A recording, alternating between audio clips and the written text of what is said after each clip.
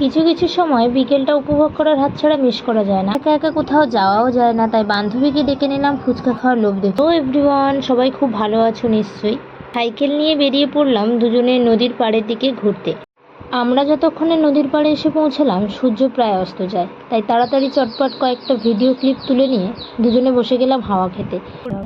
নদী জায়গাটা এমনিই খুব ভালো, তবে দুর্যোগের সময় একটি অন্যরকম আকার ধারণ করে। গাছপালা, পরিবেশ তা আমাদের অভ্যাসের মধ্যে পড়ে গেছে। কিছু মানুষ মাছ ধরছে, ওটা এখানকার কিছু মানুষের জীবিকা। এই সূত্রে একটা কথা বলি, এখানকার নদীপথ একমাত্র যাতায়াত মাধ্যম, এর বিকল্প কোনো রাস্তা নেই।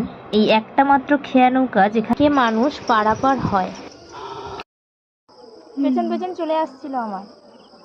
এই যে আমি এইমাত্র মাসি হলাম, ঠিক আছে। আমরা এখন মা, মাসি, বাচ্চা মিলে বাড়ি। প্রায় সন্ধ্যা নেমে এসছে, এবার আমরা বাড়ি ফিরি। দেখা হচ্ছে পরের ভিডিওতে, ততক্ষণের জন্য ভালো থেকো, বাই।